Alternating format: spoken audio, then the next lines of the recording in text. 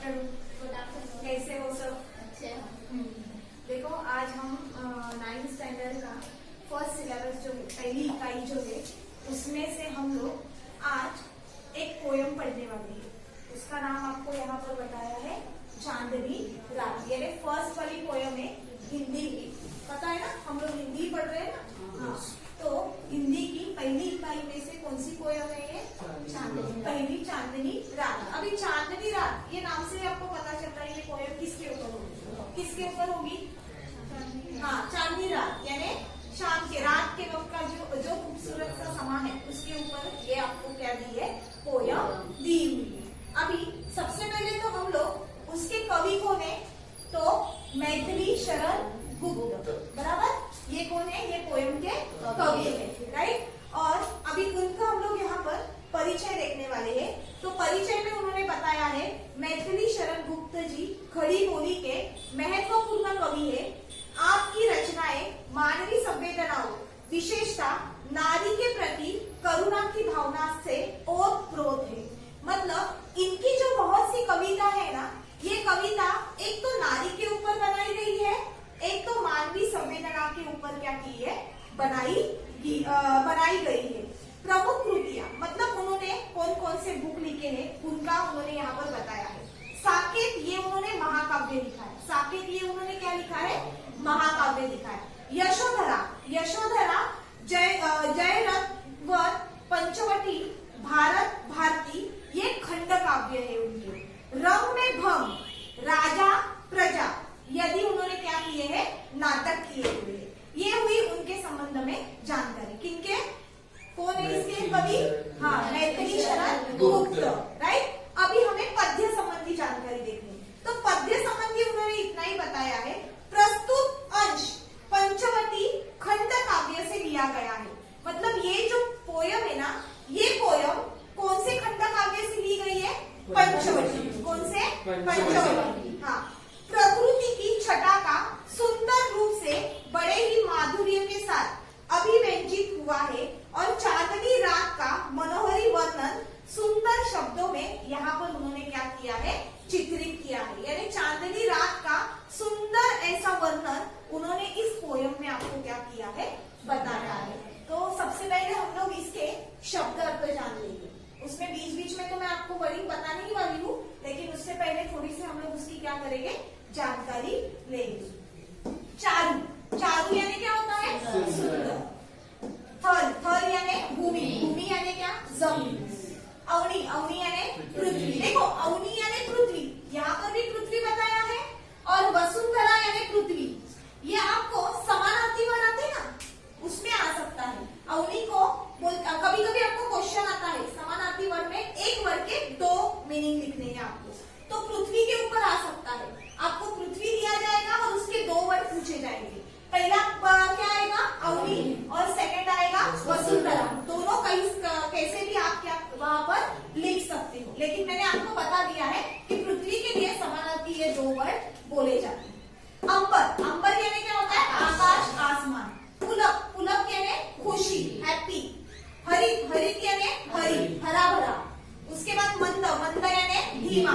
तृण यानी घास यानी जो गवत, ग्रास। स्वच्छंद यानी अपनी इच्छा के अनुसार, तुम्हें जैसे लगता है, मैं चाहूँ वो करूँ, मैं चाहूँ ये करूँ, ऐसे। हाँ, निस्तब्ध यानी जो हिलता डुलता न हो। सुमंत यानी बहुत ही धीमी, यानी एकदम स्लोली। नियति यानी भाग्य। नटी यानी अभिनय करने वाली स्त्री। अभिनय यानी क्या होता है? नाटक। अभिनय यानी नाटक, यानी कोई ड्रामा करने वाली, नाटक करने वाली, यानी हम लोग जो बोलते हैं ना, जो आप लोग यहाँ पे ड्रामा प्ले करते हो, उसे क्या बोला जाता है? अभिनय करने वाली स्त्री यानी लेडी। वसुंधरा यानी पृथ्वी, जो मैंने पहले ही बताया, ये समानार्थी वर्ड आपको पूछा जा सकता है। विरामदायिनी यानी विश्राम देने वाली, रिलैक्स। ओके, रिलैक्स होना यानी क्या? विरामदायिनी। शाम यानी काला यानी काला रंग में क्या होगा यहाँ पर? यानी रात, राइट। इसके लिए यहाँ पर क्या बोला है? शाम। अभी रात के 9 बजेंगे तो भी आप क्या बोलेंगे? रात हुई है। शाम के 8 बजेंगे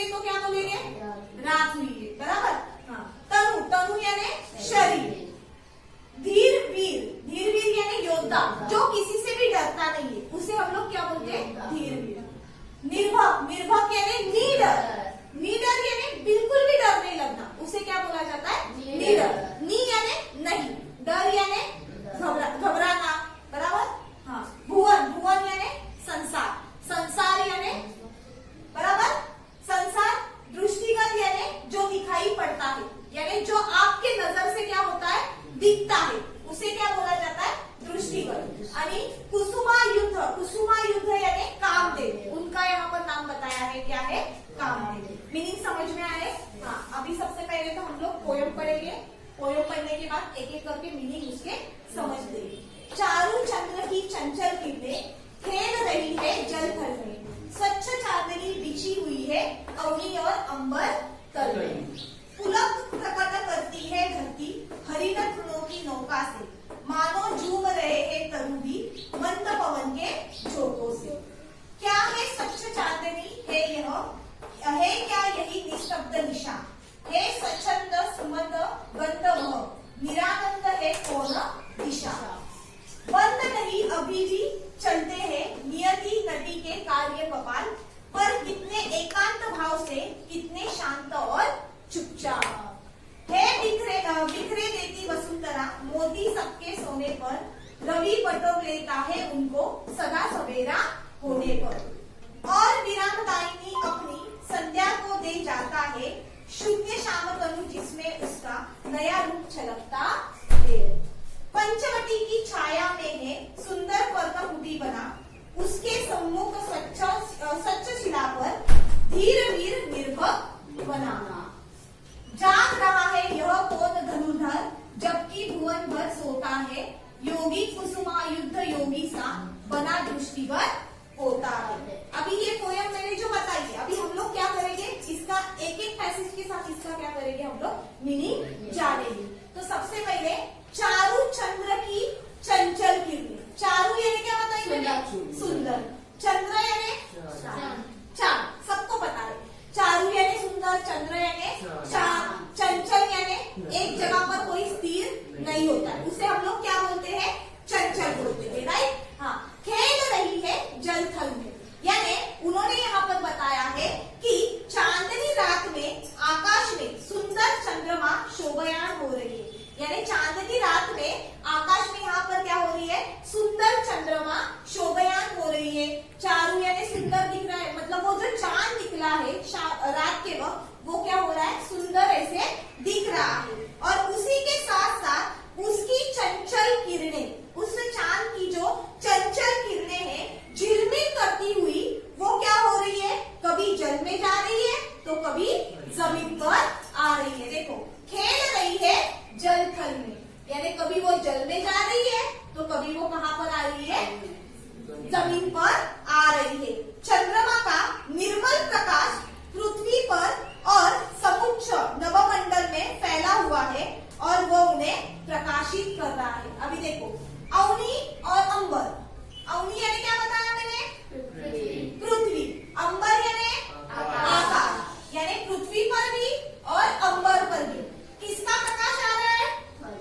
चांद का प्रकाश, यानी जो सौम्य प्रकाश है चांद का, वो वहां पर क्या हो रहा है? नजर आ रहा है, यानी वो पृथ्वी पर भी नजर आ रहा है और वो अंबर पर भी क्या हो रहा है? नजर आ रहा है। और वह उन्हें क्या कर रहा है? प्रकाशित कर रहा है। पुलक प्रकट, यानी क्या बताया है मैंने? पुलक मतलब खुशी, प्रकट यानी उजाला होना, बराबर। प्रकट यानी उसका वो क्या कर रहा है? खुशी से वहां पर क्या हो रहा है? प्रकट यानी वहां पर उसका उजाला वो क्या हो रहा है? फैला हुआ वहां पर दिख कर आ रहा है। कहाँ कहाँ पर? अवनी में भी और अंबर में भी। सबसे पहले जो चंद्र है, वो चंद्र वहां पर शोभायान दिख रहा है ऊपर, और उसी के साथ साथ उसकी किरणें कहाँ खेल रही है? जल थल में खेल रही है। और उसी के साथ साथ वो जो चंद्रमा का जो प्रकाश है, जो किरण है, वो पृथ्वी पर और अवनी पर दोनों पर क्या हो रही है? समान तरीके से फैली हुई है, बराबर। और उसके वजह से पूरा जो संसार है वो क्या हो चुका है? प्रकाशित हो चुका है। सौम्य प्रकाश, चांद को ज्यादा प्रकाश रहता है क्या? नहीं, सौम्य प्रकाश से वो क्या हो रहा है? सुंदर लग रहा है। हरिण तृणों की नौकों से मानो झूम रही है तरु भी मंद पवन के झोंके से। अभी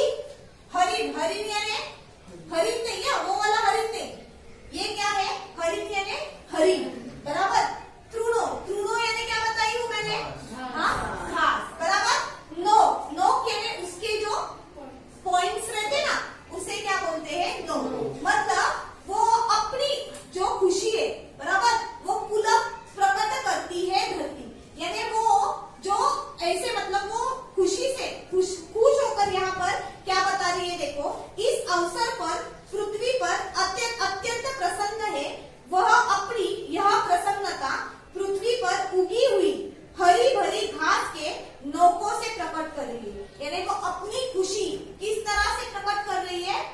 हरी भरी घास के नोकों से वो क्या कर रही है? अपनी खुशी प्रकट कर रही है। और उसी के साथ साथ उन्होंने बताया है कि मंद मंद हवा के झोंके पेड़ पौधों को भी क्या कर रहे हैं? झूम रहे हैं, और ऐसे लगता है जैसे वो भी अपनी खुशी क्या कर रहे हैं? प्रकट कर रहे हैं। मतलब यहाँ पर हरियाली से मतलब जो तृण है, वो तृण के नोक भी क्या हो रहे हैं? हरे भरे हम लोग को दिख रहे हैं। यानी उससे उनकी खुशी क्या हो रही है? यहाँ पर बयान हो रही है।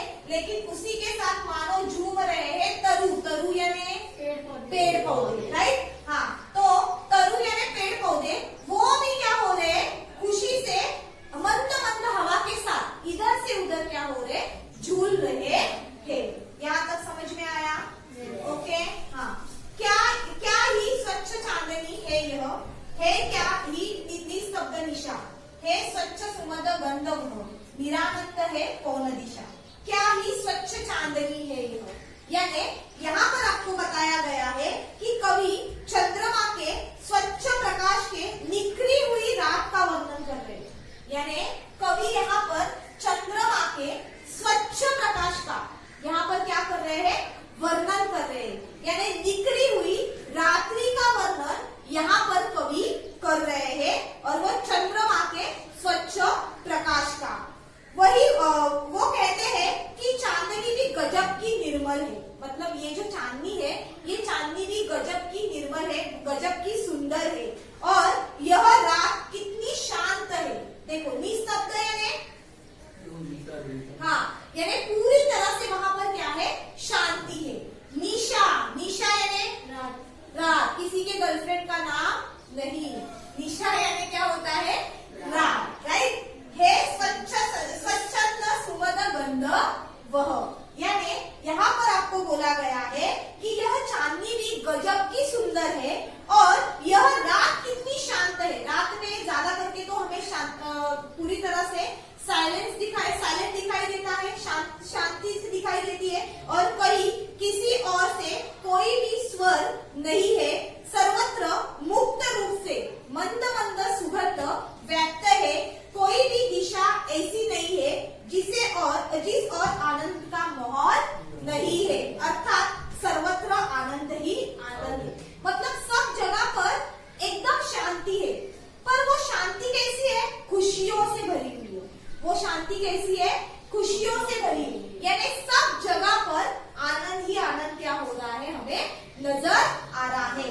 सब जगह दिशा पता है ना? पूरी दिशा, यानी सभी जगह पर निरानंद यानी मैंने लिखा है वहां पर। हाँ, निरानंद यानी क्या होता है?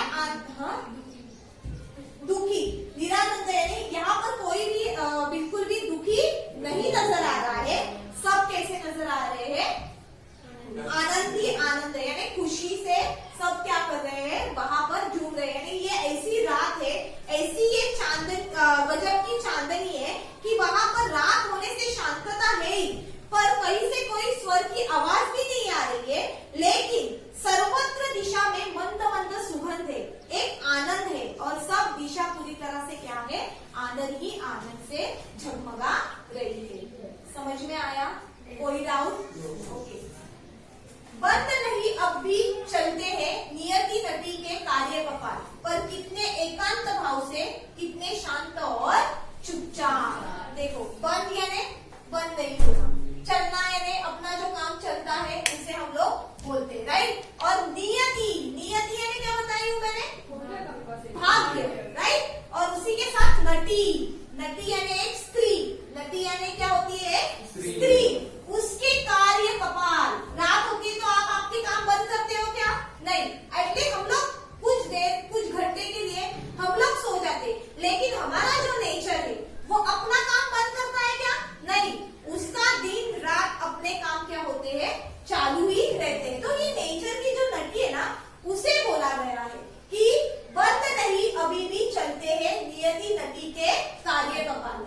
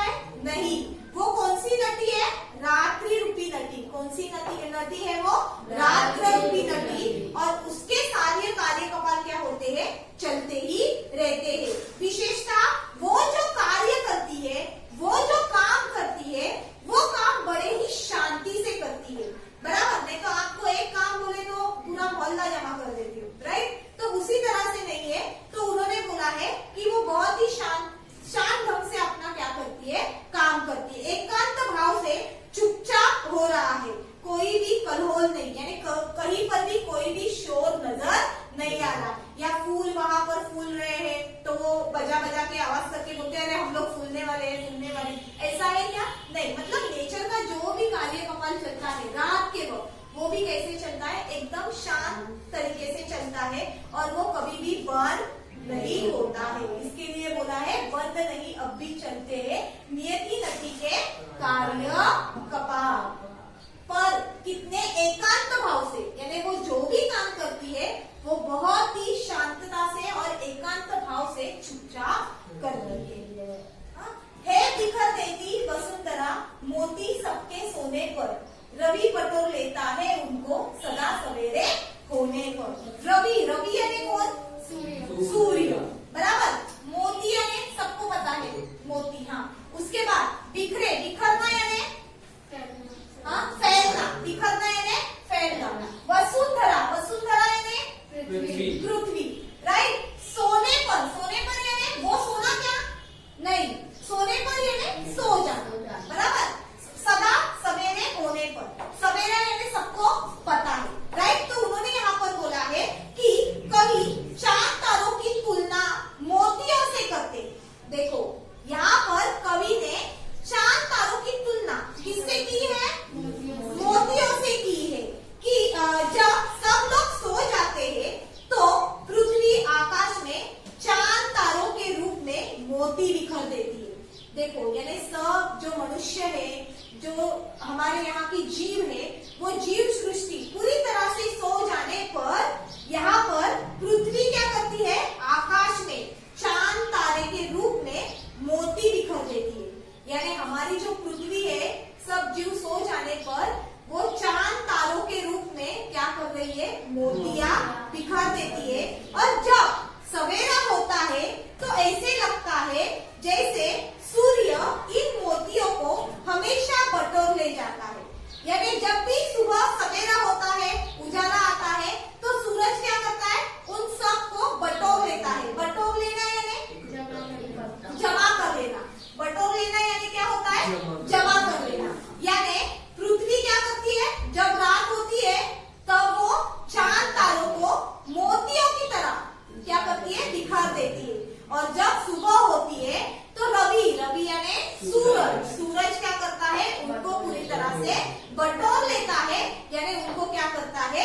जमा करता है। अर्थात सुबह उजाला होने पर, यानी इसका मतलब उन्होंने ये बताया है कि सुबह उजाला होने पर आकाश में चांद तारे पूरी तरह से क्या होते हैं? लुप्त होना। लुप्त यानी होना यानी छुप जाना। लुप्त होना यानी क्या होता है? छुप जाना। सुबह आपको चांद तारे दिखते हैं क्या? नहीं ना। तो वही बोले है कि शाम को पृथ्वी क्या करती है? वो चांद तारे मोतियों की तरह बिखर देती है। और सुबह होने पर रवि यानी सूरज क्या करता है? उनको बटोर लेता है और उसी तरह से सुबह होने पर आकाश में चांद तारे क्या हो जाते हैं? छुप जाते हैं। इसका मतलब उन्होंने यहाँ पर ये बताया है। ओके, हाँ। और विरामदायिनी अपनी संध्या को दे जाता है, शून्य श्याम तनु जिसमें उसका नया रूप छलकता है। देखो अभी विरामदायिनी, विरामदायिनी यानी मैंने क्या बोली थी? विश्राम करने वाली, रिलैक्स। और यहाँ पर संध्या यानी शाम, रात, राइट। संध्या यानी शाम, रात, हाँ। तो वो विरामदायिनी मतलब यानी उन चांद तारे को वो सूरज जो है वो किसे देता है? संध्या को देता है। किसे देता है? संध्या को, यानी शाम को दे जाता है। शून्य श्याम तनु जिसमें उसका नया रूप छलकता है। देखो फिर उन्होंने बोला है कि कवि कहते हैं सुबह होने पर बटोरे हुए चांद तारे रूपी मोती सूर्य उसे विश्राम देने वाली संध्या को सौंपता है। देखो यानी वो खुद लेकर जाता है क्या? नहीं। तो वो क्या करता है? शाम होने पर यानी वो जो सूरज है वो सूरज वो चंद्र और तारे किसके हाथ में देता है? संध्या के हाथ में। संध्या यानी शाम के हाथ में सौंप देता है। यानी इसका मतलब यहाँ पर आपको ये बताया है कि शाम होने के बाद वापस से आपको चांद तारे आकाश में फिर नजर आते हैं। बराबर, रात होती है तो आपको चांद दिखता है, तारे दिखते हैं, फिर सुबह भी दिखने चाहिए। तो उन्होंने उसके लिए ऐसा बोला है कि शायद सूरज क्या करता है? सुबह उन्हें बटोर लेता है और किसके हाथ में देता है?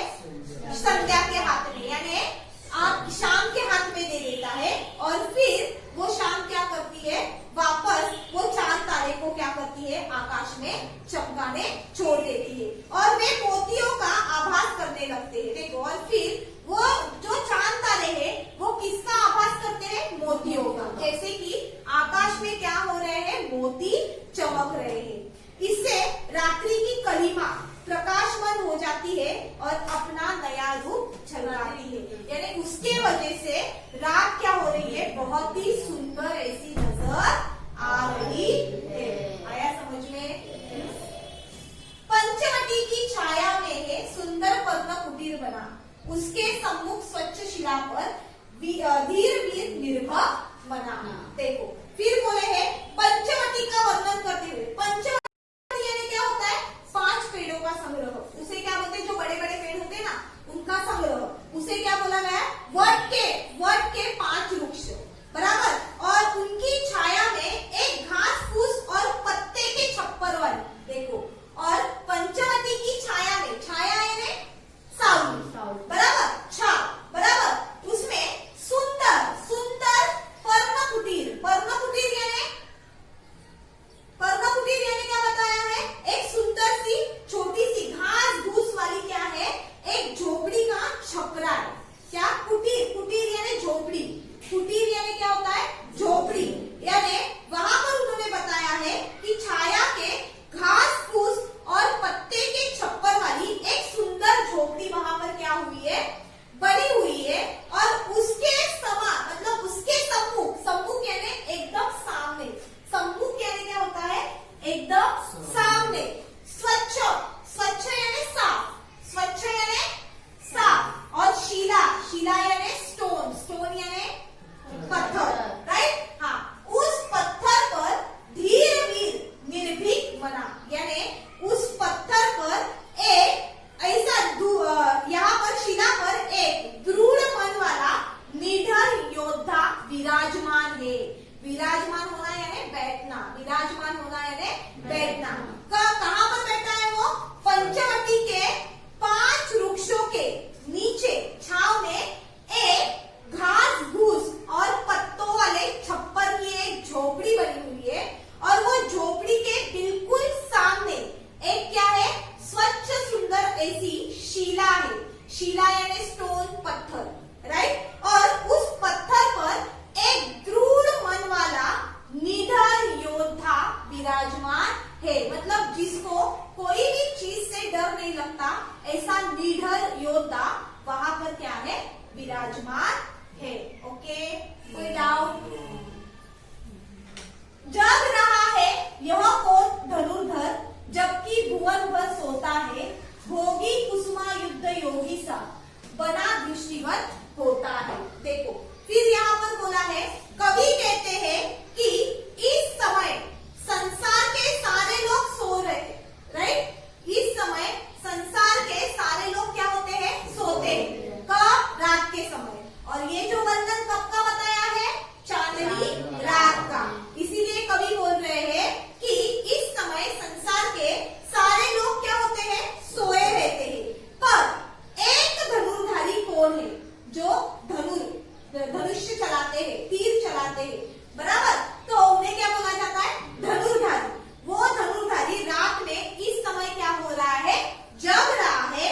वह कहता है कि यह कामदेव सा योगी, यानी यहाँ पर जो बताया है ना आपको कुसुमा युद्ध यानी कामदेव यानी वो योगी है। और वो योगी यानी सन्यासी। योगी यानी सन्यासी जैसा वो बना हुआ वहां पर क्या हो रहा है? दिखाई दे रहा है।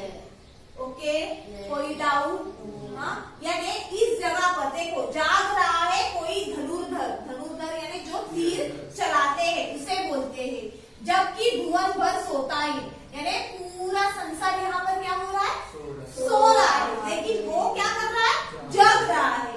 भोगी कुसुमा युद्ध योगी सा, यानी कामदेव जैसा एक क्या है? वो योगी यानी सन्यासी है। और वो वहां पर बैठा हुआ क्या हो रहा है? हमें दिखाई दे रहा है।